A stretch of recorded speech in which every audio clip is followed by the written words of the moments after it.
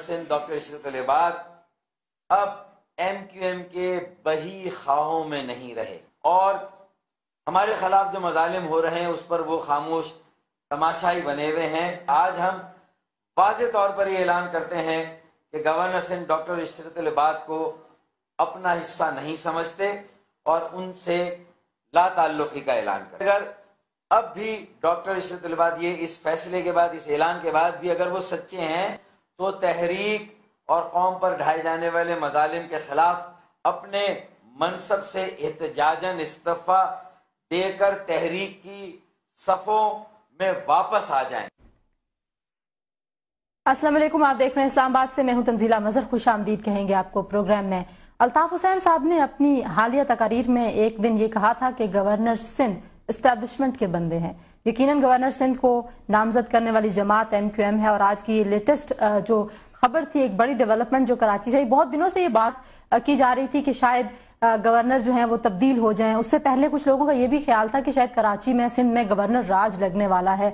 लेकिन आज फारूक सत्तार साहब ने राब्ता कमेटी जो MQM की है उसके अरकान के साथ जो प्रेस कॉन्फ्रेंस की, उन्होंने एक चार्ज शीट पेश की है गवर्नर सिंध के खिलाफ। वो कहते हैं कि माजी में जब उनको नामजद किया गया तो गवर्नर सिंध जो है वो हमारे खैर ख्वाह थे, हमारे कारकुनों के लिए, हमारी जमात के लिए उन्होंने बहुत तवानाइयां सर्फ की, लेकिन अभी यूं लगता है कि वो बही ख्वाह नहीं रहे। तो क्या गवर्नर सिंध जो हैं वो अचानक एस्टेब्लिशमेंट के साथ मिल गए हैं, ये लग रहा है MQM को। और जो सियासी स्पेस कम करने की बात की है फारूक सत्तार साहब ने कि MQM की जो सियासी स्पेस है वो कम की जा रही थी और गवर्नर सिंध ने उसके ऊपर एहतजाज नहीं किया और हमने कोई सेरेमोनियल एक ओहदा नहीं लिया था कि हम सिर्फ जो है वो एक गवर्नर को उस हिसाब से हमने नहीं नामजद किया था कि वो सिर्फ तकारीब में जाएंगे और बहुत सारे जगहों पे वो तस्वीर खिंचवाएंगे। तो ये जो सारे इल्जामात हैं, ये जो शिकायतें हैं, ये जो गिले हैं, ये करने के बाद MQM ने गवर्नर सिंध से लाताल्लुकी का इजहार कर दिया है। वो गवर्नर सिंध जिनको एक ब्रिज भी कहा जाता रहा पीपल्स पार्टी और MQM के दरमियान, हमेशा जब भी दूरियां हुई, जब भी MQM ने सिंध हुकूमत छोड़ी तो हमेशा कहा जाता था कि गवर्नर सिंध जो है वो बड़े एक्टिव हुए और उन्होंने वो ब्रिज किया है, उस फासले को, वो फासला कम करने में एक बहुत अहम पुल का उन्होंने किरदार अदा किया। तो आज उस पुल से न सिर्फ ये कि लाताल्लुकी का इजहार कर दिया गया है, बल्कि साथ ही साथ ये तमाम चार्जशीट के बाद ये भी उनसे मुतालबा किया गया कि वो इस्तीफा दे दें। तो आज प्रोग्राम के पहले हिस्से में हम इसी को डिस्कस करेंगे और प्रोग्राम के दूसरे हिस्से में हम NA 122 की जो धांधली का मामला है और वो केस तो ज़ाहिर ट्रिब्यूनल में चल रहा है, लेकिन वकला भी आके मीडिया पे बात करते हैं दोनों जानिब से, चाहे वो अयाज सादिक साहब हैं, स्पीकर होने के बावजूद वो कुछ कहते कहते, कुछ ना कहते कहते काफ़ी कुछ कह जाते हैं। खान साहब भी बात करते हैं, तो उस मामले को भी डिटेल में हम आज डिस्कस करेंगे। लेकिन पहले गवर्नर साहब की ये जो आज की डेवलपमेंट है, क्या गवर्नर सिंध अब इस चार्जशीट के बाद और वो जमात जिसने उनको नामजद किया था उसकी लाताल्लुकी के ऐलान के बाद इस्तीफा देंगे और फिर नए गवर्नर सिंध भी क्या MQM की तरफ से ही होंगे? ये तो बाद की बातें हैं, इन पे भी बात करेंगे। जी साजिद अहमद साहब हमें ज्वाइन कर रहे हैं, जो मुत्तहिदा के सीनियर रहनुमा हैं, कराची में हमारे साथ मौजूद हैं। साजिद साहब, बहुत मशकूर हूँ कि आपने हमें ज्वाइन किया। ये बताइएगा कि ये जो मामला है, क्या अल्ताफ हुसैन साहब की तकरीर में जो कहा गया था कि गवर्नर सिंध हमारे नहीं एस्टैब्लिशमेंट के नुमाइंदे हैं, तो आज की ये प्रेस कॉन्फ्रेंस उसी की तस्दीक के लिए की गई है? आज MQM का यही मौकफ है? आपने वाज़ेह अल्फाज में नहीं कहा और आपने कहा कि हमारे खैर ख्वाह नहीं रहे। क्यों नहीं रहे गवर्नर साहब आपके खैर ख्वाह? बिस्मिल्लाहिर्रहमानिर्रहीम।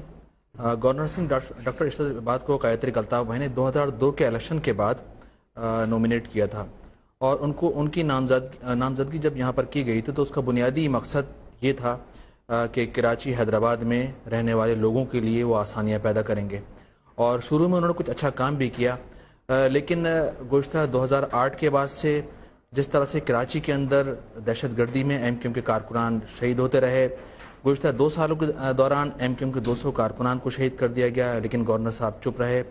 इसी तरह कराची में जो दीगर मसले मसाइल हैं, पानी बिजली के हवाले से भी उनका किरदार बटा सिफर रहा।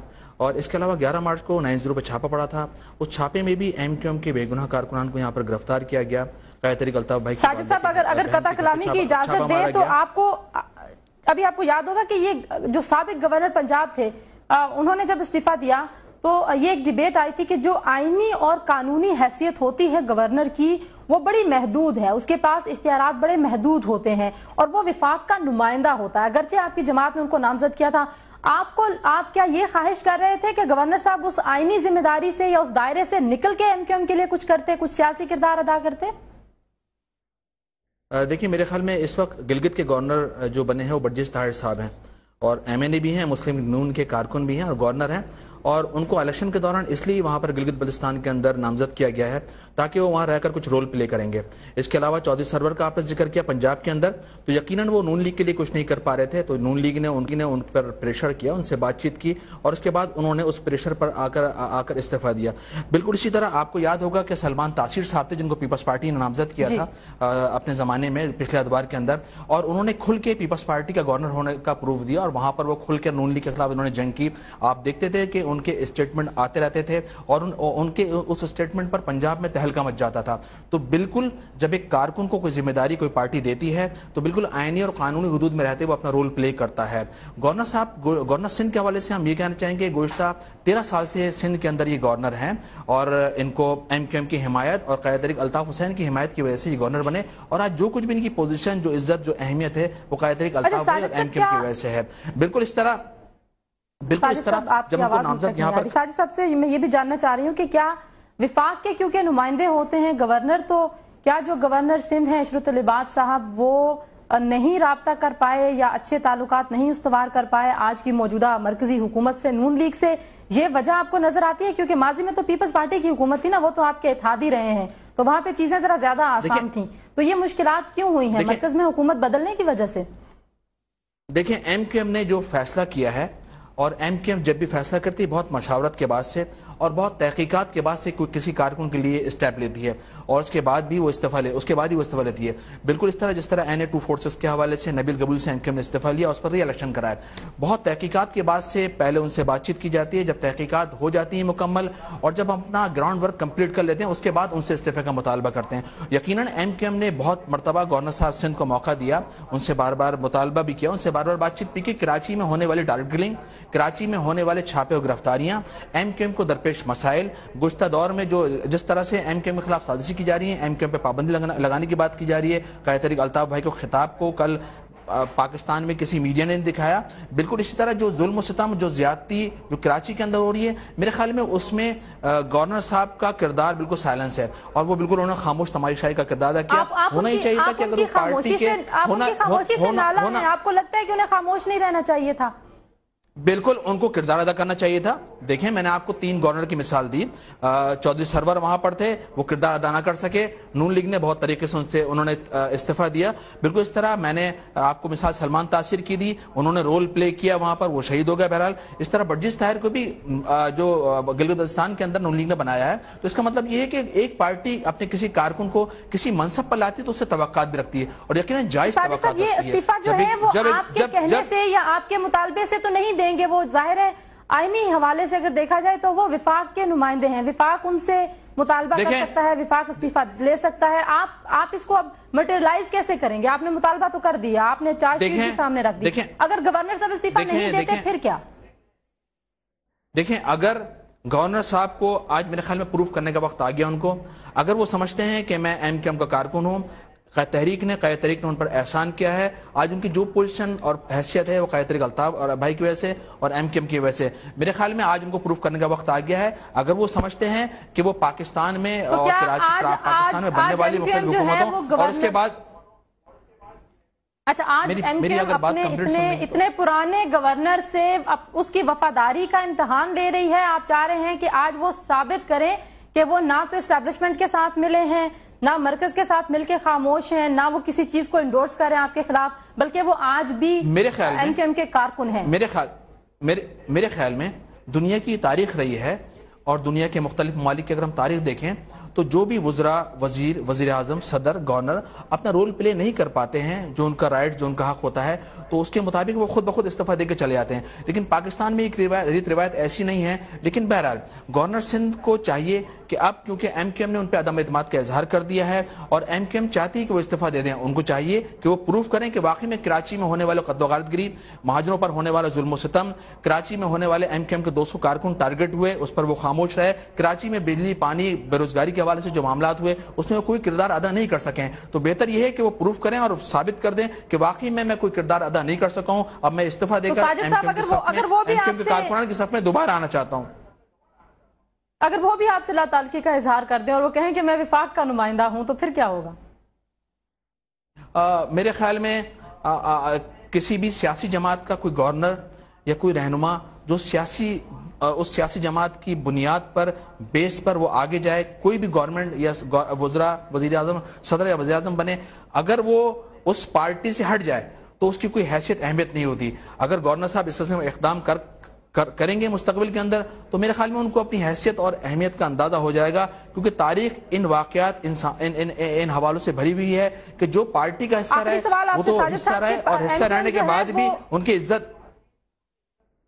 ٹھیک ہے، آخری سوال آپ سے یہ کہ ایم کیو ایم مرکز سے رابطہ کرے گی، مرکزی حکومت سے یہ استدعا کرے گی کہ آپ نے ان کو نامزد کیا تھا، وہ آپ کی پارٹی کے کارکن تھے اور لہٰذا آپ چاہتے ہیں کہ ان کو ہٹا دیا جائے، یا آپ لوگ کچھ ایسی سوچ رکھتے ہیں کہ گورنر ریپلیس ہو اور ایم کیو ایم کا ہی ایک اور بندہ گورنر کے طور پہ لگے؟ کیونکہ ظاہر ہے جب آپ کو گورنرشپ آفر کی گئی تھی اس وقت کے حالات اور تھے، آج کے حالات اور ہیں. جہاں تک گورنر کے ریپلیس کے حوالے سے بات ہے تو میرے خیال میں یہ تو بات کی بات ہے. پہلی بات یہ ہے کہ وہ استعفیٰ دیں، اس کے بعد ایم کیو ایم فیصلہ کرے گی، اور اگر وفاقی گورنمنٹ ایم کیو ایم کے ساتھ سپورٹ کرے گی، اس حوالے سے کوارڈینیٹ کرے گی تو یقیناً ہم سیکنڈ، لیکن یہ بات کی بات ہے اور یہ فیصلہ قائد طریق الطاف بھائی ایم کیو ایم کی رابطہ کمیٹی کرے گی. لیکن پہلا اسٹیپ یہ ہے کہ گورنر صاحب استعفیٰ دیں اور استعفیٰ دے کر واپس ایم کیو ایم کے کارکنان میں کی صفوں میں شامل ہوں اور یہاں آ کر پروف کر دیں کہ واقعی میں 13 سال گورنر رہا کراچی، حیدرآباد میں، سندھ کے اندر، لیکن میں واقعی میں کراچی میں ہونے والے ظلم و ستم کو نہیں روک سکا، مہاجروں پر ہونے والے ظلم و ستم کو نہیں روک سکا، ایم کیو ایم کے جو کارکن ٹارگٹ ہوئے ان کے قتل پر میں احتجاج بلند نہیں کر سکا اور اپنا کوئی رول پلے نہیں کر سکا. بہتر یہ کہ وہ استعفیٰ دے کر ایم کیو ایم کے اندر، بہتر یہ کہ وہ استعفیٰ دے کر واپس 90 پر آئیں اور ایم کیو ایم کے کارکنان میں شامل ہو جائیں. ساجد صاحب، جب آپ حکومت کا حصہ تھے تو آپ بھی تو یہ سارے کام نہیں روک سکے.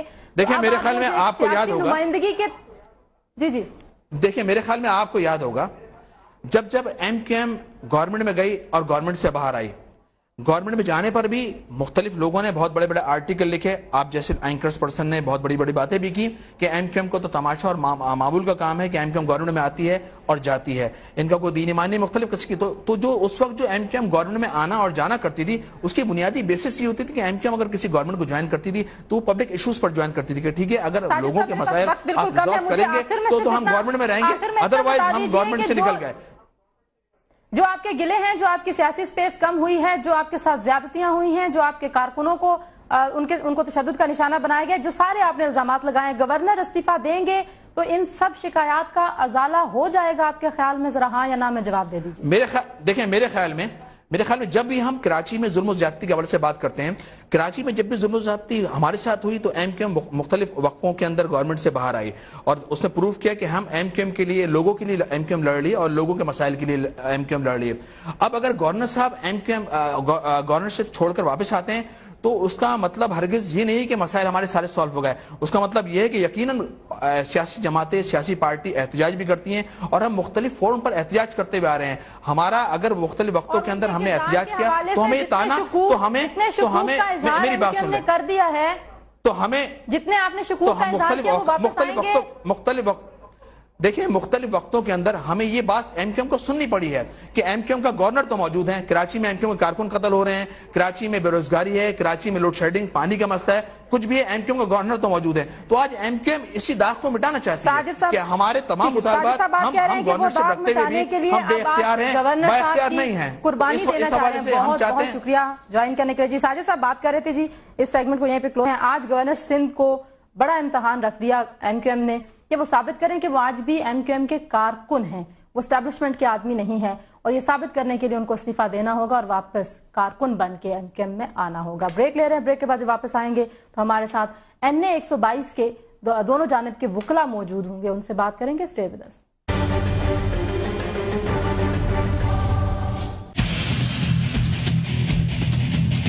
एक भी वोट सरदार अयाज सादिक का गलत नहीं निकला। झूठ बोलकर मेरी खामोशी को मेरी कमजोरी ना समझें। ये पता नहीं कौन सी दुनिया में बैठे हम।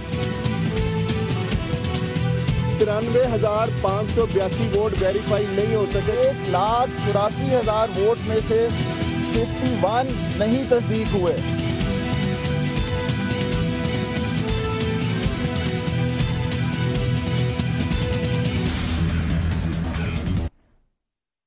जी, प्रोग्राम में एक बार फिर आपको खुशामदीद कहते हैं और अब हम बात करेंगे NA 122 धांधली का किस्सा। ट्रिब्यूनल में केस जो है वो सुना जा रहा है। इसके हवाले से जो नादरा की रिपोर्ट आई उस पर मुतजाद बयानात सामने आए। खान साहब कहते हैं कि नादरा की रिपोर्ट में बड़ा वाज़ेह है कि जो वेरीफाइड वोट नहीं है वो बोगस वोट हैं और जो बोगस वोट हैं वो धांधली के जुमरे में आते हैं। और परवेज रशीद साहब कहते हैं कि नादरा की रिपोर्ट में कैटेगोरिकली लिखा है कि किसी किस्म की धांधली नहीं हुई। बुनियादी सवाल तो ये है कि क्या नादरा की रिपोर्ट में इस बात का भी फैसला हो सकता है कि जो धांधली है वो हुई है या नहीं हुई। नादरा तो हकायक बताएगा, उन हकायक को ट्रिब्यूनल में जाके उन पे बहस होनी और वो फैसला करेंगे।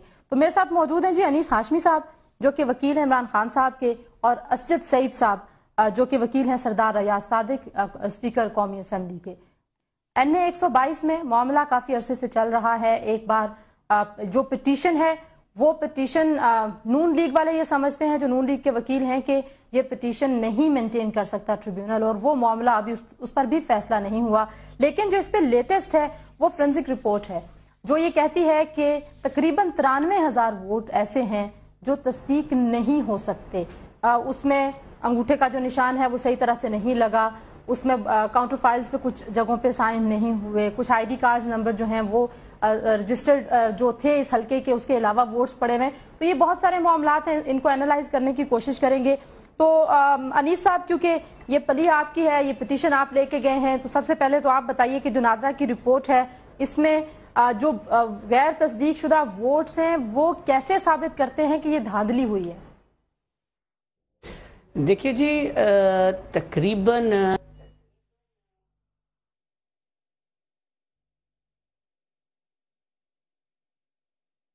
जी असजद साहब, अनीस साहब की ऑडियो में थोड़ा सा प्रॉब्लम आ रहा है, तो आप बता दीजिए कि ये जो रिपोर्ट आई है नादरा की, ये नादरा की रिपोर्ट कैसे, अगर बोगस वोट्स हैं वेरीफाई नहीं हो सकते तो उन वोट्स को हम क्या कहेंगे? वो वोट्स क्या धांधली के जुमरे में नहीं आते, या वो वोट्स उनकी कोई आईनी कानूनी हैसियत है? वो वोट किस तरीके से किस जुमरे में शुमार होंगे? मैं आपको बड़ी वाज़ेह तौर पे नादरा की रिपोर्ट से ये बात देख के आपको बता देता हूँ। मेरे सामने है जी, जी। 73,478 वोट्स ऐसे हैं, काउंटर फॉइल्स ऐसी हैं, आई एम सॉरी, जो उनके ऑटोमेटिक फिंगरप्रिंट सिस्टम के थ्रू वेरीफाई हो गई। उसके अलावा एक और फिगर उन्होंने जो दिया है वो है 93,852 काउंटर फॉइल्स का, जो कि वेरीफाई हो गई हैं थ्रू CNIC नंबर्स। तो पहला फिगर मैंने आपको दिया जो वेरीफाई हो गया उनके थंब इम्प्रेशन डेटा से, और दूसरा फिगर 93,000 कुछ काउंटर फॉइल्स का मैंने आपको दिया जो वेरीफाई हो गया CNIC नंबर से। तो सही, उसके बाद तो कोई और वजह या कोई इब्हाम नहीं रह जाता कि बेशतर जो काउंटर फॉइल्स हैं 1,60,000 70,000 की तादाद वो वेरीफाई हो गई थ्रू नादराज ओन रिकॉर्ड। उसके बाद मजीद सवाल ये रह गया कि जो नहीं हुई नादरा के रिकॉर्ड से वेरीफाई, उसका क्या फेट है। तो उसके बारे में बड़ा क्लियर मैं आपको कानूनी जो पोजीशन है वो क्लियर कर दूं। नादरा का रिकॉर्ड फाइनल डिटर्मिनेशन नहीं है ऑफ वेरिफिकेशन। नादरा से थोड़ी सी गलती हुई रिपोर्ट के अंदर कि उन्होंने इस लफ्ज़ का इस्तेमाल किया वेरिफिकेशन का, जिससे गलबन फ़ायदा पहुंचा कुछ लोगों को जिन्होंने ये बात करनी। लेकिन असजद साहब, अगर आपने 2013 के इंतखाबात से पहले पूरी कौम को ये कहा कि 1 ID कार्ड एंड 1 वोट, और इसके बाद बिल्कुल ट्रांसपेरेंट होगा सारा कुछ और सारी चीजें बिल्कुल ठीक हैं, और ये खुसूसी स्याही है जिसके लिए आपने टैक्स पेयर्स के पैसे लगाए थे और टैक्स पेयर्स के पैसे से वो स्याही से थंब इम्प्रेशन लगेगा, तो सवाल ही नहीं पैदा होता कि कोई धांधली का कहे तो पता ना लगे। تو آج اگر یہ پتا چل رہا ہے کہ 93,000 ہیں، یا چلے 93,000 کو چھوڑیے 3,000 بھی ہیں، تصدیق نہیں ہو رہی، تو غلطی تو ہے نا کہیں پہ، یا آپ کہیں گے کہ نہیں ہے غلطی؟ غلطی اس لیے نہیں ہے کیونکہ ایک مشین ہے نادرا کے پاس جس کے تھرو وہ ان ریکارڈز کو رن کرتے ہیں، اور نادرا کا یہ کہنا ہے کہ ہماری مشین، نادرا کا خود سے یہ کہنا ہے کہ ہم ان کی لمیٹیشنز ہیں، ہمارے سافٹ ویئر کی لمیٹیشنز ہیں، ہم ایک حد تک ان کو ویریفائی کر سکتے ہیں اپنے ڈیٹا کے ساتھ، اس کے بعد اس پرسنٹیج سے اوپر ہم نہیں 100% ویریفیکیشن ہم نہیں کر سکتے. آپ کے یہاں پہ ذرا رکیے گا، انیس صاحب سے بھی میں ذرا پوچھ رہا ہوں. انیس صاحب یہ کہہ رہے ہیں کہ نادرا سے غلطی ہوئی ہے جو انہوں نے اپنی رپورٹ میں، فورینسک رپورٹ میں جو ویریفائی اور نان ویریفائڈ کا لفظ استعمال کیا ہے، جو نادرا سے ویریفیکیشن ہونی ہے وہ ڈٹرمن نہیں کرے گی کہ یہ ووٹ صحیح ہے یا نہیں ہے. دیکھیے جی، دھاندلی ہوئی ہے یا نہیں اس کا فیصلہ تو ٹرائیبیونل نے کرنا ہے. جو آن دا ریکارڈ جو فیکچوئل سچویشن ہے جو ویریفیکیشن کر کے وہ نادرا نے دینی ہے. اب جو نادرا کا ریکارڈ کے مطابق جو چیزیں سامنے آئی ہیں، اگر ہم ان ووٹس کو چھوڑ بھی دیں جن کے بارے میں نادرا یہ کہتا ہے کہ وہ 93,000 ووٹ جو ہے وہ ویریفائی نہیں ہو سکا due to bad impression due to bad thumb impression جو ہے نہیں ہو سکا، ایون دین 15,000 سے زیادہ ووٹ ایسا بنتا ہے جو کہ بوگس ووٹ ہے. جیسا میں نے آپ سے پہلے بھی کہا کہ وہ تمام ووٹ جو کہ اس سی این آئی سی پہ جاری پول کیا جاتا ہے جو کہ سی این آئی سی نادرا نے کبھی جاری نہیں کیا، اگر ڈپلیکیشن ہوتی ہے ووٹ کی، یا ایسا ووٹ یا ایسی کاؤنٹر فائل جو ہے جس کے اوپر ووٹر کے سگنیچر نہیں ہیں، یا ووٹر کے تھم امپریشن نہیں ہے، ووٹر کا آئی ڈی کارڈ نمبر نہیں ہے، یہ تمام وہ ووٹس ہیں جس کا اوریجن کوئی نہیں ہے. تو جن ووٹس کا اوریجن کوئی نہیں ہوتا قانون کے مطابق وہ بوگس ووٹ کنسیڈر کیا جاتا ہے.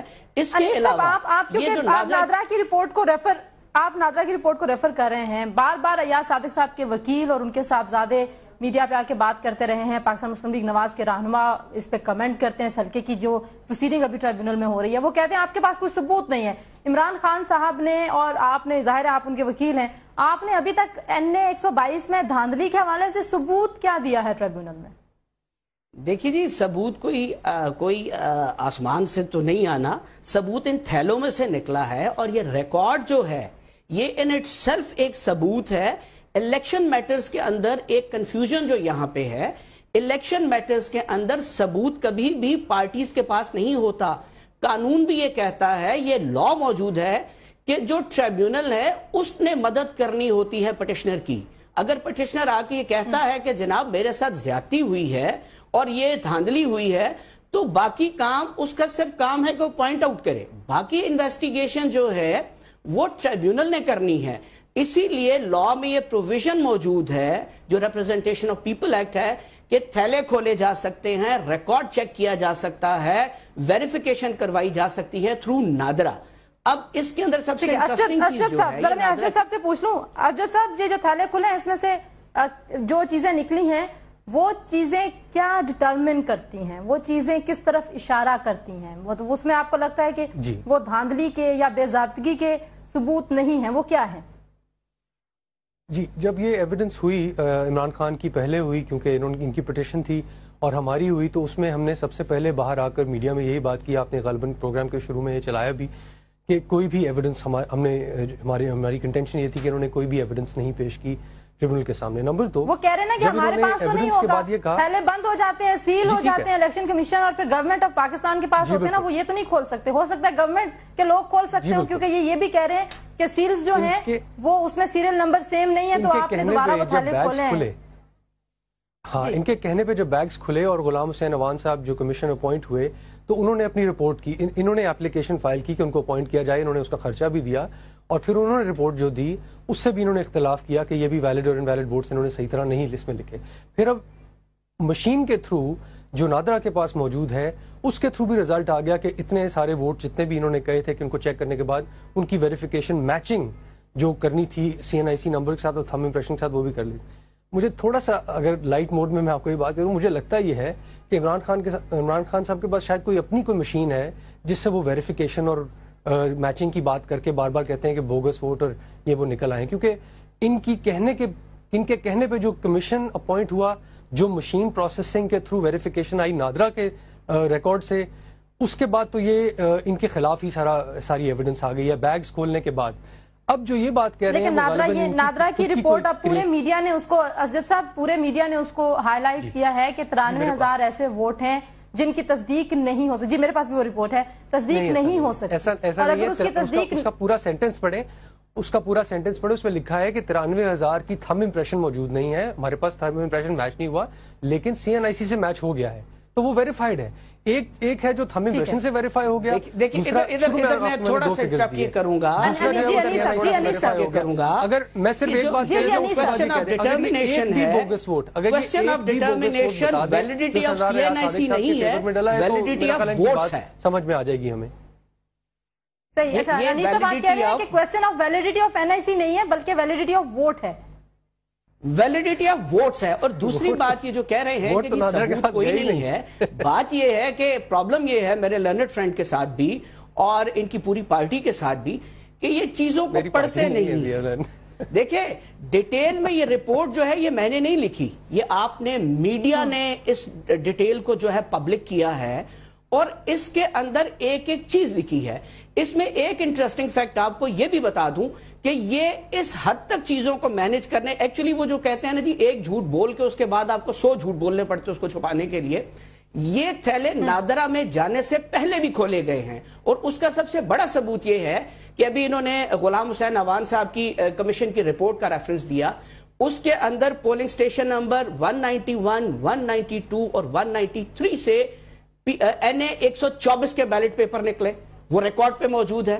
اب نادرا جو ہے وہ ان دونوں کے بارے میں کہہ رہے ہیں ایسا کوئی ریکارڈ نکلا ہی نہیں. ہاں جی. اور پھر اچھا, اور یہ جو کنٹرڈکشن آئی ہے اس پہ واپس آتے ہیں. انیس صاحب مجھے بریک لینی ہے. آپ کہہ رہے ہیں کہ جو اس کمیشن کی رپورٹ تھی غلام حسین صاحب والے کی, اس میں کچھ ایسے فیکٹس تھے جو اس رپورٹ میں لکھے گئے ہیں, اور اگر وہی تھیلے میں وہی چیزیں تھیں, وہ سیم تھیلا تھا, اسی سیل کے ساتھ وہ نادرا گیا ہے, تو نادرا نے تھیلا کھولا, اس میں سے وہ سارے فیکٹس نکلنے چاہیے تھے. وہ فیکٹس نہیں نکلے, کیوں نہیں نکلے, اس پہ بات کرتے ہیں بریک کے بعد. Stay with us.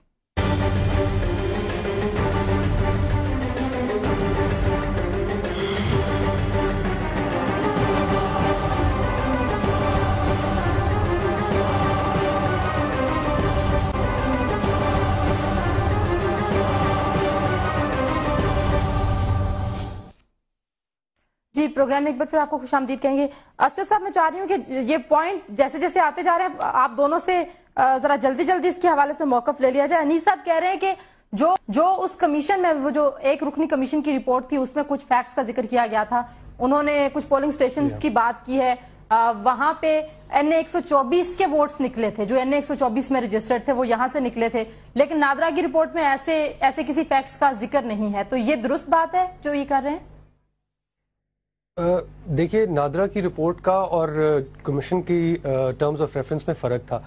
کمیشن نے پورا کا پورا ریکارڈ اس کی جانچ پڑتال کی, نہ صرف کاؤنٹر فوائلز کی بلکہ ووٹس کی, بیگز کی کنڈیشن کی, باقی جو اس کے اندر ان یوزڈ پیپر مٹیریل تھا اس کی, اس کے علاوہ بیگز کے سیل ان سیل ہونے کی.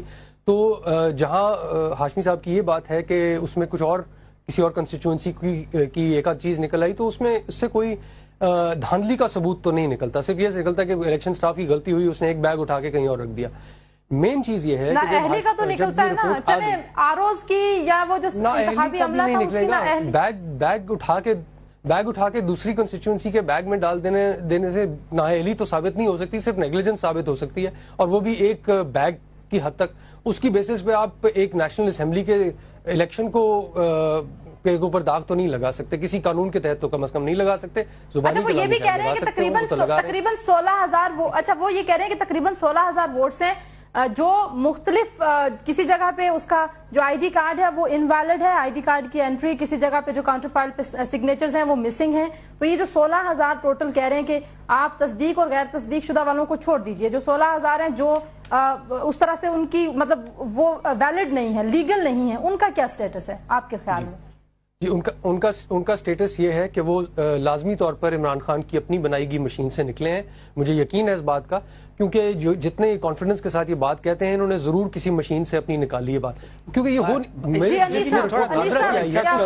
نادرا کی رپورٹ سے دیکھ کر بات کر دیجیے, بڑی مہربانی ہوگی اگر نادرا کی رپورٹ سے دیکھ کر بات کریں. اگر آپ بات کہتے ہیں کہ پڑھتے نہیں ہیں, آپ ٹرمز آف ریفرنس پڑھیں اور اس کا رزلٹ دیکھیں جو نادرا نے لکھا ہے. اگر اس میں نکل آئے کہ بوگس ووٹ ہے, دیکھیں پہلے اپنی ٹرمینالوجی صحیح کر لیجیے, پہلے اپنی ٹرمینالوجی صحیح کر لیجیے. ووٹ نہیں تھے نادرا کے پاس انسپیکٹ کرنے کے لیے, ووٹ تھے ہی نہیں ویریفائی کرنے کے لیے. بار بار آپ کہیں جا رہے ہیں ویریفیکیشن ہوئی ووٹ. دیکھیے جی بات یہ ہے کہ جس مشین کا بار بار تذکرہ کر رہے ہیں, میرا ان سے سوال یہ ہے کہ کیا وہ جو آئی ڈی کارڈ ہیں جو نادرا نے کبھی جاری نہیں کی گئے, وہ مشین کے سردار ایاز صادق صاحب نے لگائی ہوئی ہے کہ ایسے CNIC جاری کیے گئے ہیں جس کے بارے میں نادرا کہتا ہے کہ میں نے کبھی یہ CNIC جاری ہی نہیں کیا. دوسری بات یہ ہے جو CNIC ایگزسٹ نہیں, وہ آپ یہ کہہ رہے ہیں کہ جو ایگزسٹ نہیں کرتے.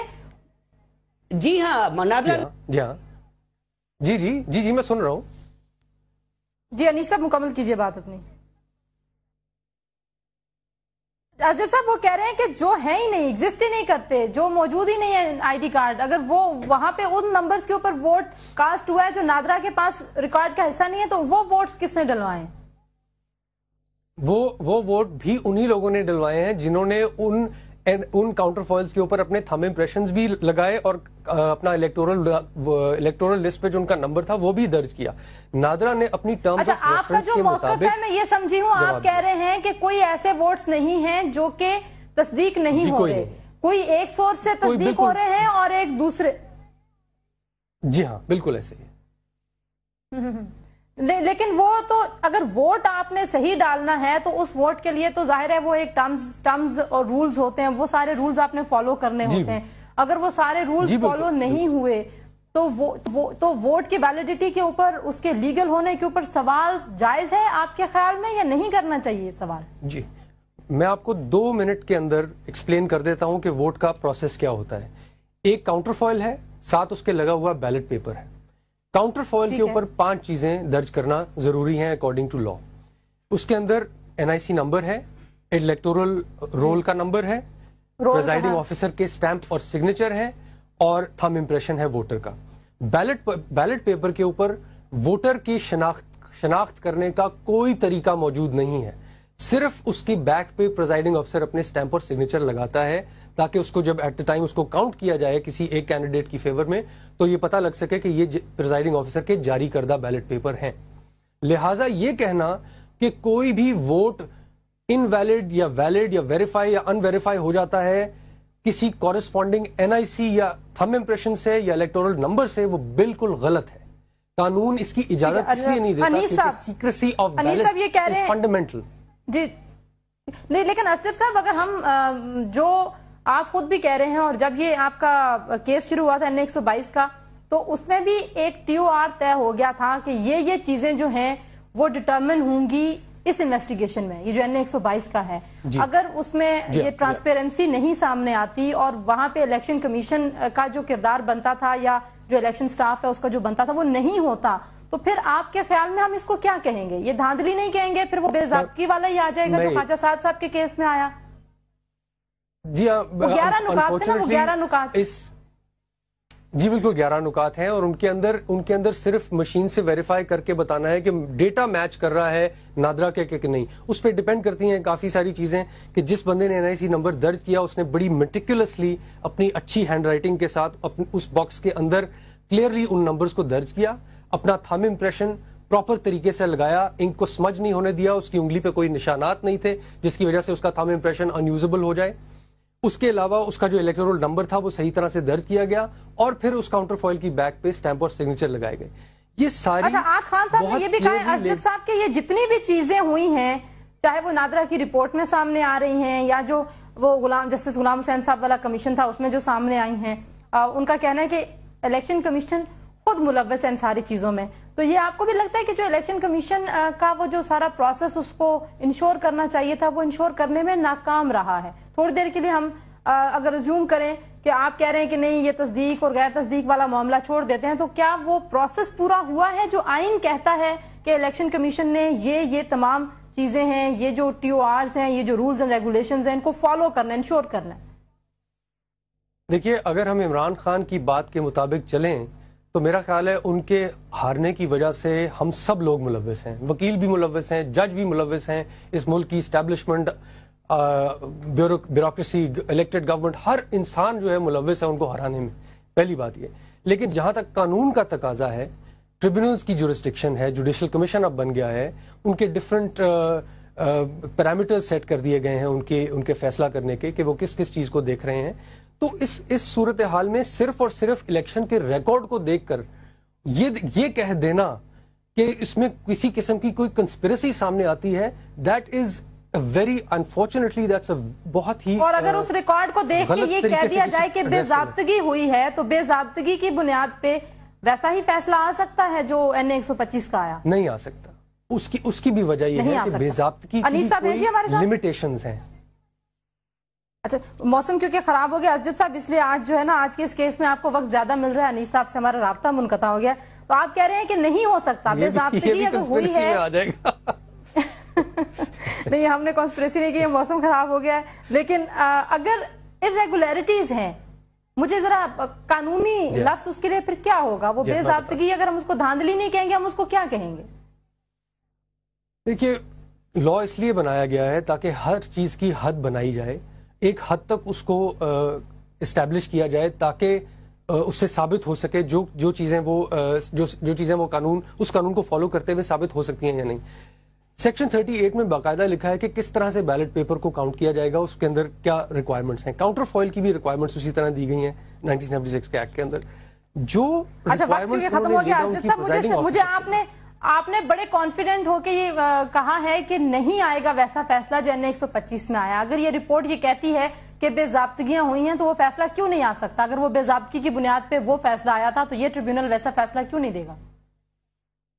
मैं ये नहीं कह सकता कि ट्रिब्यूनल ऐसा फैसला नहीं देगा, लेकिन मैं ये जरूर कहना चाहता हूं कि ऐसा फैसला नहीं आना चाहिए, कानून और एविडेंस को मद्देनजर रखते हुए इस केस के अंदर। साहब बहुत शुक्रिया। अनीस हाशमी साहब, आपका भी बहुत शुक्रिया। आई एम सो सॉरी, मौसम की खराबी की वजह से अनीस साहब से हमारा राब्ता मुनक़ता हो गया। स्टिल उनका जो पॉइंट ऑफ व्यू है हमने प्रोग्राम में शामिल किया। नाज़रीन, आज के लिए इतना ही। फीडबैक जरूर दीजिएगा, इंशाल्लाह कल आपसे मुलाकात होगी। खुदा हाफिज।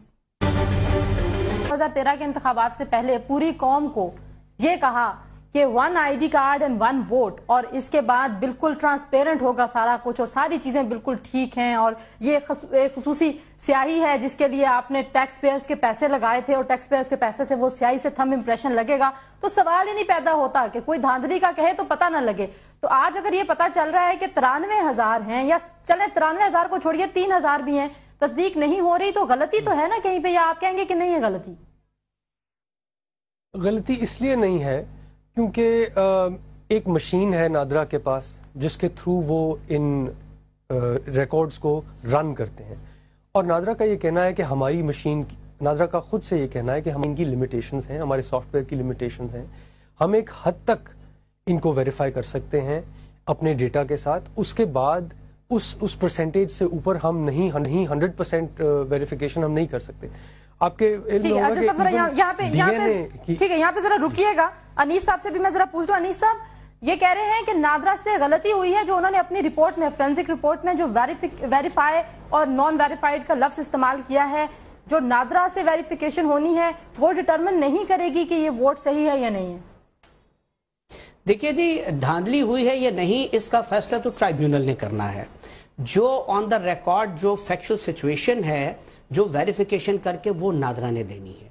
अब जो नादरा का रिकॉर्ड के मुताबिक जो चीजें सामने आई हैं, अगर हम उन वोट्स को छोड़ भी दें जिनके बारे में नादरा ये कहता है कि वो 93,000 वोट जो है वो वेरीफाई नहीं हो सका due to bad impression of due to bad thumb impression जो है नहीं हो सका, इवन देन 15,000 से ज्यादा वोट ऐसा बनता है जो कि बोगस वोट है।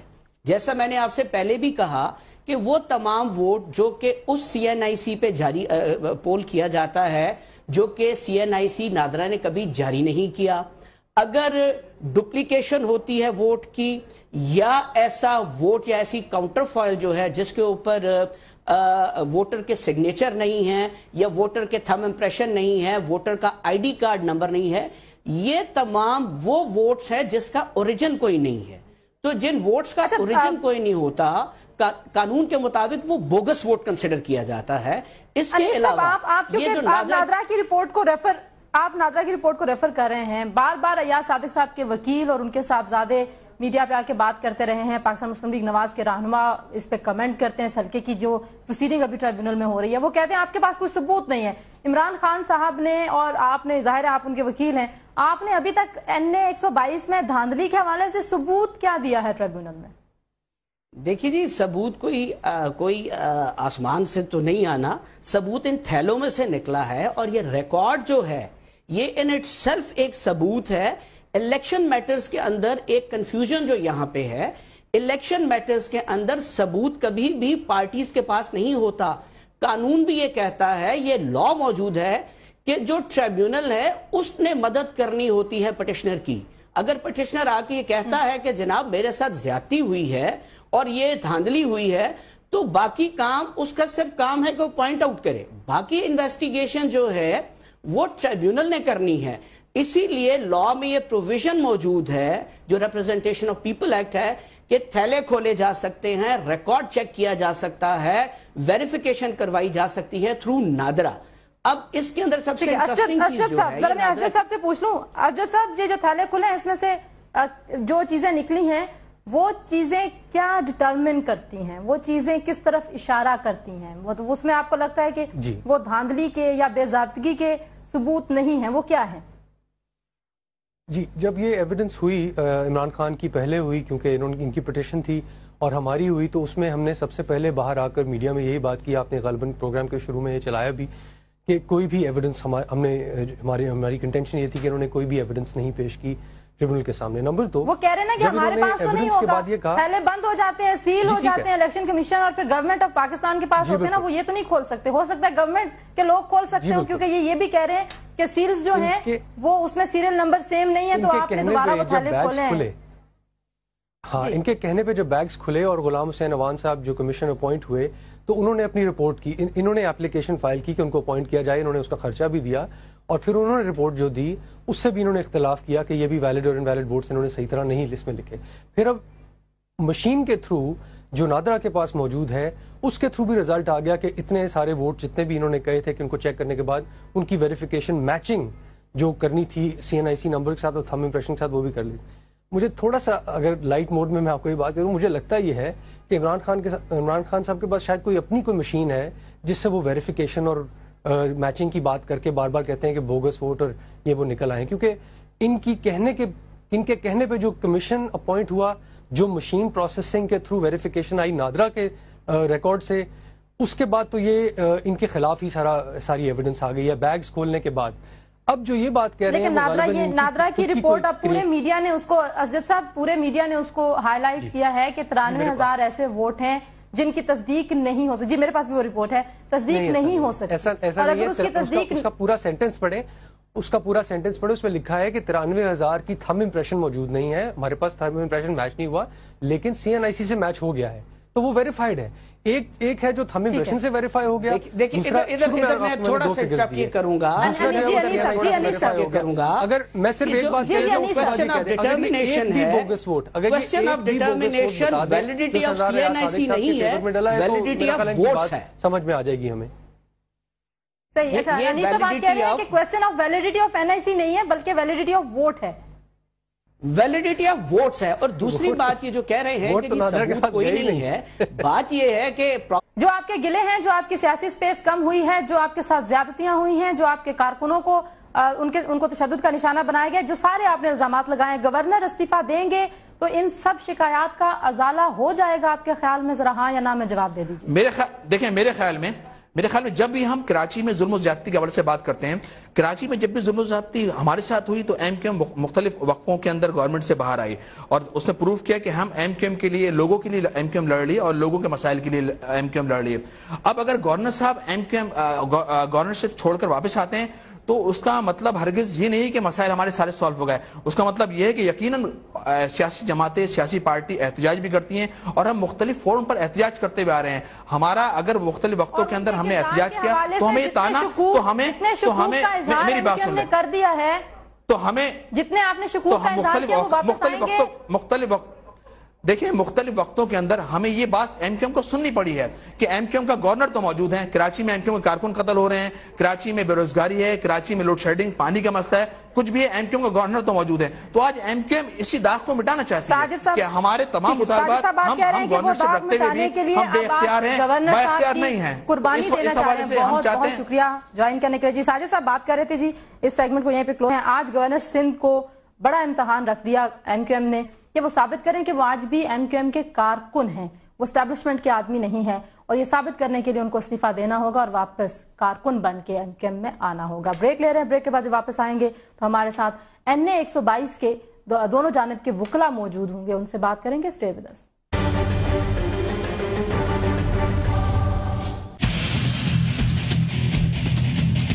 ایک بھی ووٹ سردار ایاز صادق کا غلط نہیں نکلا. جھوٹ بول کر میری خاموشی کو میری کمزوری نہ سمجھیں. یہ پتہ نہیں کون سی دنیا میں بیٹھے ہیں. 93,582 ووٹ ویریفائی نہیں ہو سکے. 1,84,000 ووٹ میں سے 51 نہیں تصدیق ہوئے.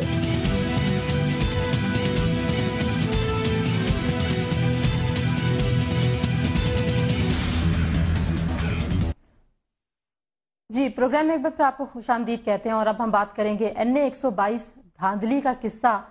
ٹریبیونل میں کیس جو ہے وہ سنا جا رہا ہے. اس کے حوالے سے جو نادرا کی رپورٹ آئی اس پہ متضاد بیانات سامنے آئے. خان صاحب کہتے ہیں کہ نادرا کی رپورٹ میں بڑا واضح ہے کہ جو ویریفائڈ ووٹ نہیں ہیں وہ بوگس ووٹ ہیں, اور جو بوگس ووٹ ہیں وہ دھاندلی کے زمرے میں آتے ہیں. اور پرویز رشید صاحب کہتے ہیں کہ نادرا کی رپورٹ میں کیٹیگوریکلی لکھا ہے کہ کسی قسم کی دھاندلی نہیں ہوئی. بنیادی سوال تو یہ ہے کہ کیا نادرا کی رپورٹ میں اس بات کا بھی فیصلہ ہو سکتا ہے کہ جو دھاندلی ہے وہ ہوئی ہے یا نہیں ہوئی؟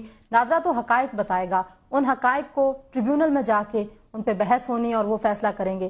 تو میرے ساتھ موجود ہیں جی انیس ہاشمی صاحب جو کہ وکیل ہیں عمران خان صاحب کے, اور اسجد سعید صاحب جو کہ وکیل ہیں سردار ایاز صادق اسپیکر قومی اسمبلی کے.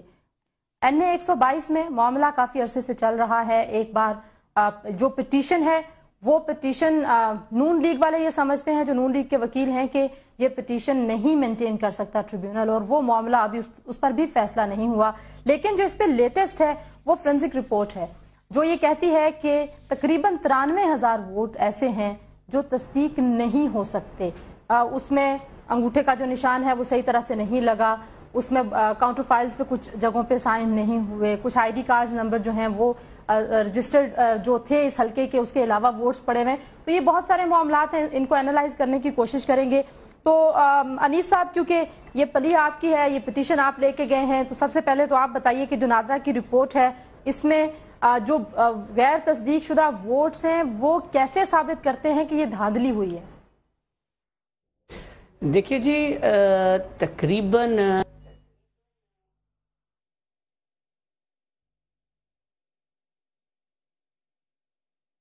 جی اسجد صاحب, انیس صاحب کی آڈیو میں تھوڑا سا پرابلم آ رہا ہے, تو آپ بتا دیجئے کہ یہ جو رپورٹ آئی ہے نادرا کی, یہ نادرا کی رپورٹ کیسے, اگر بوگس ووٹس ہیں ویریفائی نہیں ہو سکتے تو ان ووٹس کو ہم کیا کہیں گے؟ وہ ووٹس کیا دھاندلی کے زمرے میں نہیں آتے, یا وہ ووٹس ان کی کوئی آئینی قانونی حیثیت ہے؟ وہ ووٹ کس طریقے سے کس زمرے میں شمار ہوں گے؟ میں آپ کو بڑی واضح طور پہ نادرا کی رپورٹ سے یہ بات دیکھ کے آپ کو بتا دیتا ہوں. میرے سامنے ہے 73,478 ووٹس ایسے ہیں, کاؤنٹر فائلز ایسی ہیں, جو ان کے آٹومیٹک فنگر پرنٹ سسٹم کے تھرو ویریفائی ہو گئی. اس کے علاوہ ایک اور فگر انہوں نے جو دیا ہے وہ ہے 93,852 کاؤنٹر فائلز کا, جو کہ ویریفائی ہو گئی ہیں تھرو CNIC نمبرز. تو پہلا فگر میں نے آپ کو دیا جو ویریفائی ہو گیا ان کے تھم امپریشن ڈیٹا سے, اور دوسرا فگر 93,000 کچھ کاؤنٹر فائلز کا میں نے آپ کو دیا جو ویریفائی ہو گیا CNIC نمبر سے. تو صحیح, اس کے بعد تو کوئی اور وجہ یا کوئی ابہام نہیں رہ جاتا کہ بیشتر جو کاؤنٹر فائلز ہیں 1,60,000 70,000 کی تعداد وہ ویریفائی ہو گئی تھرو نادراز اون ریکارڈ. اس کے بعد مزید سوال یہ رہ گیا کہ جو نہیں ہوئی نادرا کے ریکارڈ سے ویریفائی، اس کا کیا فیٹ ہے. تو اس کے بارے میں بڑا کلیئر میں آپ کو قانونی جو پوزیشن ہے وہ کلیئر کر دوں. نادرا کا ریکارڈ فائنل ڈٹرمنیشن نہیں ہے آف ویریفیکیشن. نادرا سے تھوڑی سی غلطی یہ ہوئی رپورٹ کے اندر کہ انہوں نے اس لفظ کا استعمال کیا ویریفیکیشن کا، جس سے غالباً فائدہ پہنچا کچھ لوگوں کو جنہوں نے یہ بات کرنی. لیکن اسجد صاحب اگر آپ نے 2013 اسجد صاحب اگر آپ نے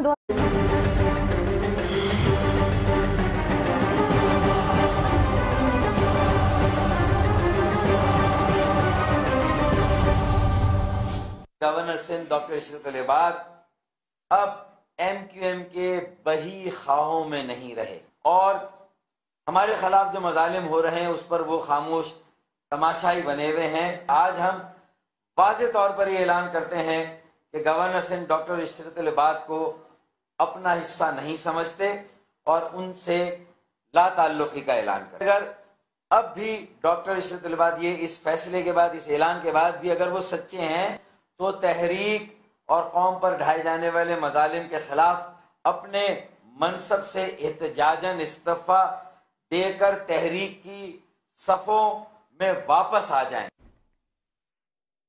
السلام علیکم، آپ دیکھ رہے ہیں اسلام آباد سے، میں ہوں تنزیلہ مظہر. خوش آمدید کہیں گے آپ کو پروگرام میں. الطاف حسین صاحب نے اپنی حالیہ تقاریر میں ایک دن یہ کہا تھا کہ گورنر سندھ اسٹیبلشمنٹ کے بندے ہیں. یقیناً گورنر سندھ کو نامزد کرنے والی جماعت ایم کیو ایم ہے اور آج کی یہ لیٹسٹ جو خبر تھی، ایک بڑی ڈیولپمنٹ جو کراچی سے، بہت دنوں سے یہ بات کی جا رہی تھی کہ شاید گورنر جو ہیں وہ تبدیل ہو جائیں. اس سے پہلے کچھ لوگوں کا یہ بھی خیال تھا کہ شاید کراچی میں سندھ میں گورنر راج لگنے والا ہے. لیکن آج فاروق ستار صاحب نے رابطہ کمیٹی جو ایم کیو ایم کی اس کے اراکین کے ساتھ جو پریس کانفرنس کی، انہوں نے ایک چارج شیٹ پیش کی ہے گورنر سندھ کے خلاف. وہ کہتے ہیں کہ ماضی میں جب ان کو نامزد کیا گیا تو گورنر سندھ جو ہیں وہ ہمارے خیر خواہ تھے، ہمارے کارکنوں کے لیے، ہماری جماعت کے لیے انہوں نے بہت توانائیاں صرف کی، لیکن ابھی یوں لگتا ہے کہ وہ بہی خواہ نہیں رہے. تو کیا گورنر سندھ جو ہیں وہ اچانک اسٹیبلشمنٹ کے ساتھ مل گئے ہیں؟ یہ لگ رہا ہے ایم کیو ایم کو. اور جو سیاسی سپیس کم کرنے کی بات کی ہے فاروق ستار صاحب نے کہ ایم کیو ایم کی جو سیاسی سپیس ہے وہ کم کی جا رہی تھی اور گورنر سندھ نے اس کے اوپر احتجاج نہیں کیا اور ہم نے کوئی سیریمونیل ایک عہدہ نہیں لیا تھا کہ ہم صرف جو ہے وہ ایک گورنر کو اس حساب سے ہم نے نہیں نامزد کیا تھا کہ وہ صرف تقاریب میں جائیں اور بہت سارے جگہوں پہ وہ تصاویر کھنچوائیں گے. تو یہ جو سارے الزامات ہیں، یہ جو شکایتیں ہیں، یہ جو گلے ہیں، یہ کرنے کے بعد ایم کیو ایم نے گورنر سندھ سے لا تعلقی کا اظہار کر دیا ہے.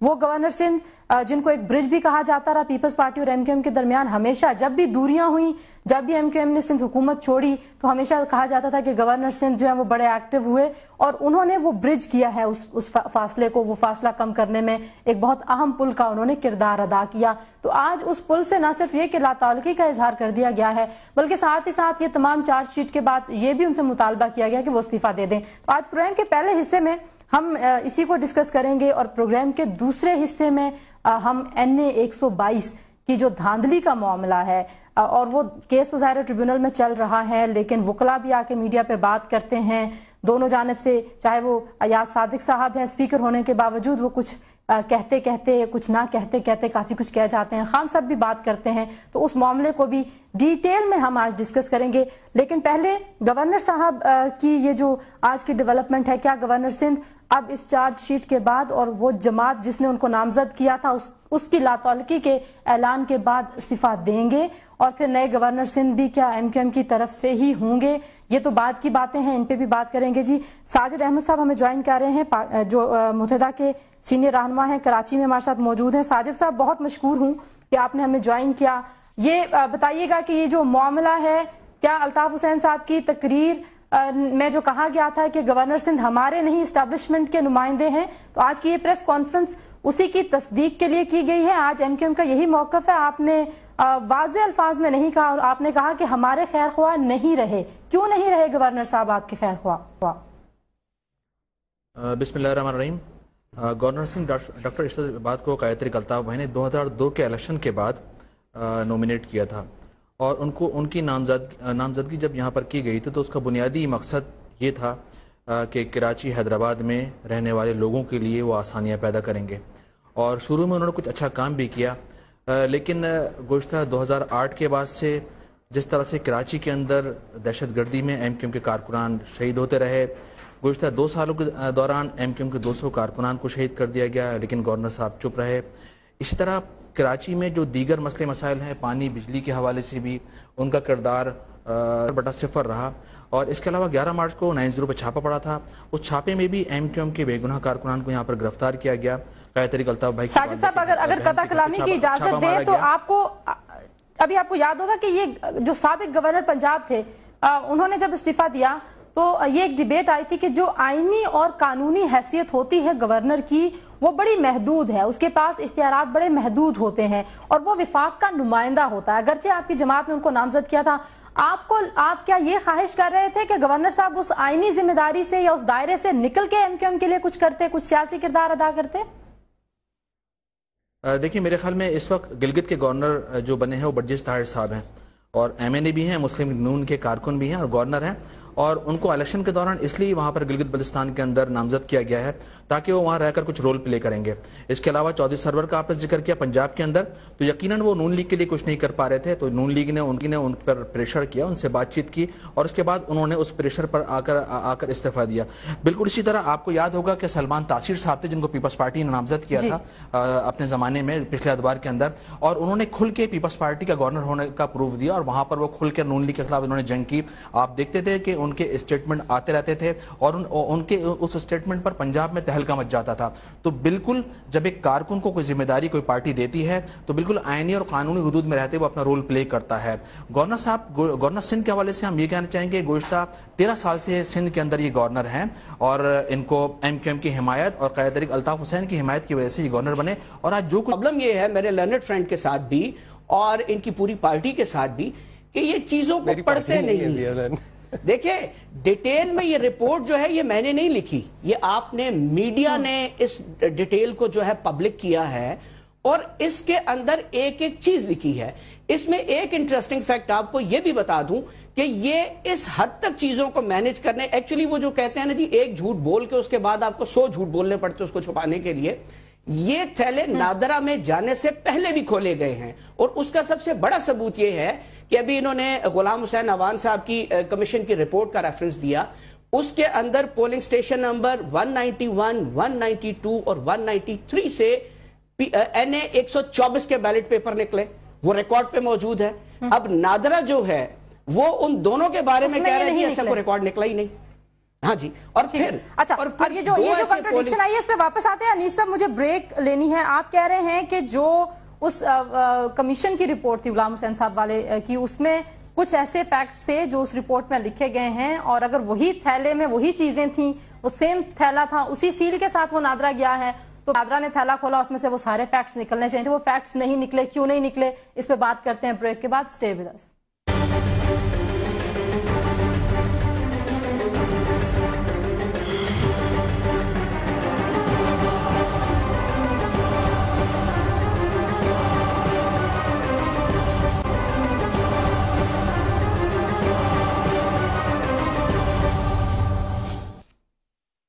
جی پروگرام میں ایک بار پھر آپ کو خوش آمدید کہیں گے۔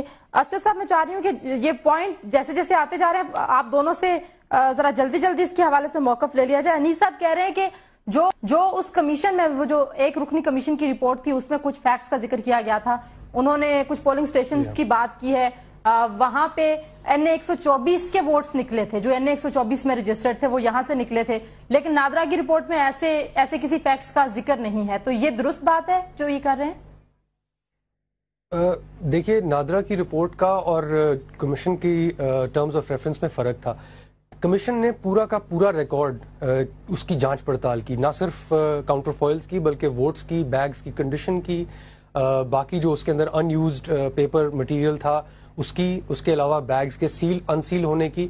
تو جہاں ہاشمی صاحب کی یہ بات ہے کہ اس میں کچھ اور کسی اور کنسٹیچوئنسی کی ایک آدھ چیز نکل آئی، تو اس میں اس سے کوئی دھاندلی کا ثبوت تو نہیں نکلتا، صرف یہ نکلتا کہ الیکشن سٹاف کی غلطی ہوئی، اس نے ایک بیگ اٹھا کے کہیں اور رکھ دیا۔ مین چیز یہ ہے کہ اہلی کا تو نکلتا ہے نا، چلے آروز کی یا وہ جو انتخابی عملہ تھا اس کی نا، بیگ اٹھا کے बैग उठा के दूसरी कंस्टिट्यूंसी के बैग में डाल देने से नाअहली तो साबित नहीं हो सकती, सिर्फ नेग्लिजेंस साबित हो सकती है, और वो भी एक बैग की हद तक। उसकी बेसिस पे आप एक नेशनल असेंबली के इलेक्शन को के ऊपर दाग तो नहीं लगा सकते, किसी कानून के तहत तो कम से कम नहीं लगा सकते। अच्छा, वो ये भी कह रहे हैं कि तकरीबन 16,000 वो ये कह रहे हैं कि तकरीबन 16,000 वोट्स हैं जो मुख्तलिफ किसी जगह पे उसका जो आईडी कार्ड है वो इनवैलिड है, आईडी कार्ड की एंट्री किसी जगह पे जो काउंटर फाइल पे सिग्नेचर्स हैं वो मिसिंग हैं। तो ये जो 16,000 टोटल कह रहे हैं कि आप तस्दीक और गैर तस्दीक शुदा वालों को छोड़ दीजिए, जो 16,000 हैं जो उस तरह से उनकी मतलब वो वैलिड नहीं है, लीगल नहीं है, उनका क्या स्टेटस है आपके ख्याल में? जी, उनका स्टेटस ये है कि वो लाजमी तौर पर इमरान खान की अपनी बनाई गई मशीन से निकले हैं। मुझे यकीन है इस बात का, क्योंकि जो जितने कॉन्फिडेंस के साथ ये बात कहते हैं इन्होंने जरूर किसी मशीन से अपनी निकाली है बात, क्योंकि ये हो नादरा की रिपोर्ट से देखकर बात कर दीजिए, बड़ी मेहरबानी होगी अगर नादरा की रिपोर्ट से देखकर बात करें। अगर आप बात ये बार बार कहते हैं कि पढ़ते नहीं है, आप टर्म्स ऑफ रेफरेंस पढ़ें और उसका रिजल्ट देखें जो नादरा ने लिखा है। अगर उसमें निकल आए कि बोगस वोट है, देखिए पहले अपनी टर्मिनोलॉजी सही कर लीजिए, पहले अपनी टर्मिनोलॉजी सही कर लीजिए। वोट नहीं थे नादरा के पास इंस्पेक्ट करने के लिए, वोट थे ही नहीं वेरीफाई करने के लिए। बार बार आप कही जा रहे हैं वेरिफिकेशन हुई वोट। देखिए जी, बात ये है कि ये जिस मशीन का बार बार तस्करा कर रहे हैं, मेरा इनसे सवाल ये है कि क्या वो जो आईडी कार्ड हैं जो नादरा ने कभी जारी नहीं किए गए, वो मशीन के सरदार अयाज सादिक साहब ने लगाई हुई है कि ऐसे CNIC जारी किए गए हैं जिसके बारे में नादरा कहता है कि मैंने कभी ये CNIC जारी ही नहीं किया। दूसरी बात ये है जो CNIC एग्जिस्ट नहीं, वो आप ये कह रहे हैं कि जो एग्जिस्ट नहीं करते।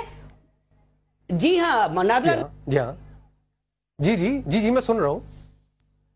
जी अनीस साहब मुकम्मल कीजिए बात अपनी। अजद साहब वो कह रहे हैं कि जो है ही नहीं, एग्जिस्ट ही नहीं करते, जो मौजूद ही नहीं है आईडी कार्ड, अगर वो वहां पे उन नंबर्स के ऊपर वोट कास्ट हुआ है जो नादरा के पास रिकॉर्ड का हिस्सा नहीं है, तो वो वोट्स किसने डलवाए? वो वोट भी उन्हीं लोगों ने डलवाए हैं जिन्होंने उन काउंटर फॉइल्स के ऊपर अपने थंब इंप्रेशंस भी लगाए और अपना इलेक्टोरल लिस्ट पे जो उनका नंबर था वो भी दर्ज किया। नादरा ने अपनी टर्म्स ऑफ रेफरेंस के मुताबिक, मैं ये समझी हूँ आप कह रहे हैं कि कोई ऐसे वोट्स नहीं हैं जो कि तस्दीक नहीं हो रहे, कोई एक सोर्स से तस्दीक हो रहे हैं और एक दूसरे। जी हाँ, बिल्कुल ऐसे ही। लेकिन वो तो अगर वोट आपने सही डालना है तो उस वोट के लिए तो जाहिर है वो एक टर्म्स और रूल्स होते हैं, वो सारे रूल्स आपने फॉलो करने होते हैं। अगर वो सारे रूल्स फॉलो नहीं हुए तो वोट की वैलिडिटी के ऊपर, उसके लीगल होने के ऊपर सवाल जायज है आपके ख्याल में, या नहीं करना चाहिए सवाल? जी, मैं आपको 2 मिनट के अंदर एक्सप्लेन कर देता हूं कि वोट का प्रोसेस क्या होता है। एक काउंटर फॉइल है, साथ उसके लगा हुआ बैलेट पेपर है। काउंटर फॉइल के ऊपर 5 चीजें दर्ज करना जरूरी है अकॉर्डिंग टू लॉ। उसके अंदर NIC नंबर है, इलेक्टोरल रोल का नंबर है, प्रिजाइडिंग ऑफिसर के स्टैंप और सिग्नेचर है, और थंब इंप्रेशन है वोटर का। बैलेट पेपर के ऊपर वोटर की शनाख्त करने का कोई तरीका मौजूद नहीं है, सिर्फ उसकी बैक पे की पोजीशन, जो इज्जत, जो अहमियत है वो कायदे की MQM की वजह से है। बिल्कुल इस तरह जब नामजद यहाँ पर साजिद साहब से मैं ये भी जानना चाह रही हूँ कि क्या विफाक के क्योंकि नुमाइंदे होते हैं गवर्नर, तो क्या जो गवर्नर सिंध हैं इशरत लिबाद साहब वो नहीं राब्ता कर पाए या अच्छे ताल्लुकात नहीं उस्तवार कर पाए आज की मौजूदा मरकजी हुकूमत से, नून लीग से, ये वजह आपको नजर आती है? क्योंकि माजी में तो पीपल्स पार्टी की हुकूमत थी ना, वो तो आपके इत्तेहाद ही रहे हैं, तो वहां पे चीजें जरा ज्यादा आसान थी, तो ये मुश्किलात क्यों हुई हैं मरकज में हुकूमत बदलने की वजह से?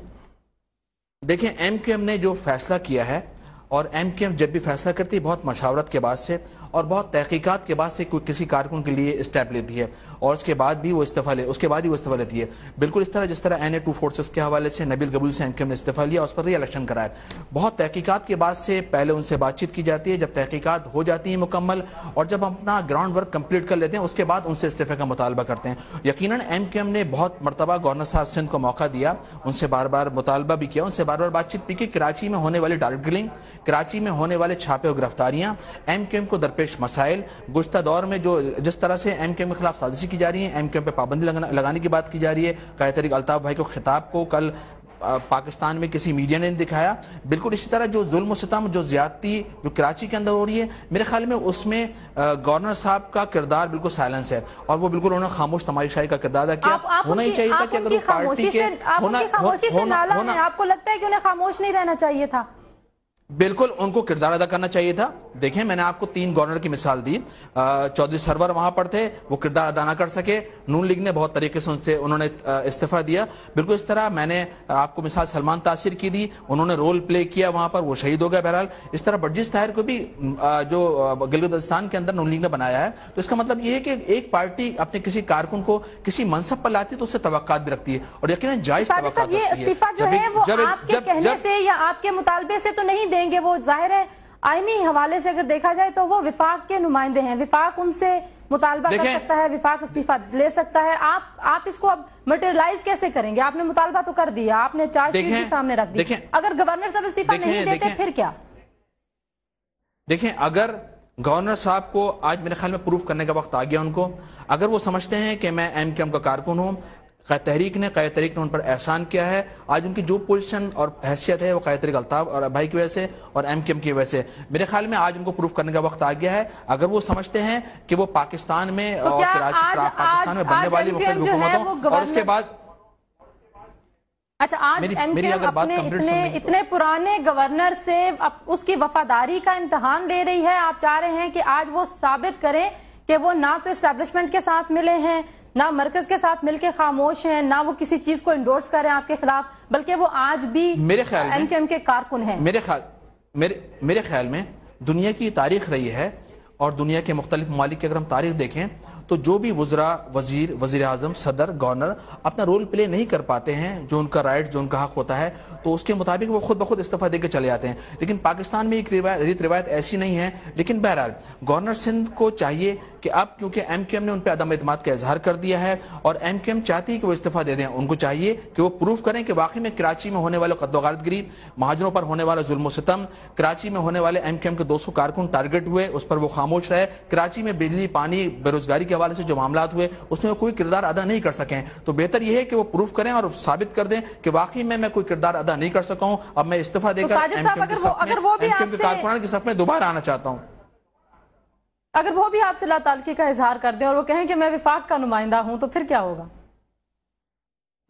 میرے خیال میں کسی بھی سیاسی جماعت کا کوئی گورنر یا کوئی رہنما جو اس سیاسی جماعت کی بنیاد پر, بیس پر وہ آگے جائے, کوئی بھی گورنمنٹ یا وزراء, وزیر اعظم, صدر یا وزیر اعظم بنے, اگر وہ اس پارٹی سے ہٹ جائے تو اس کی کوئی حیثیت اہمیت نہیں ہوتی. اگر گورنر صاحب اس قسم اقدام کریں گے مستقبل کے اندر تو میرے خیال میں ان کو اپنی حیثیت اور اہمیت کا اندازہ ہو جائے گا, کیونکہ تاریخ ان واقعات ان حوالوں سے بھری ہوئی ہے کہ جو پارٹی کا حصہ رہے وہ تو حصہ رہے اور حصہ رہنے کے بعد بھی ان کی عزت.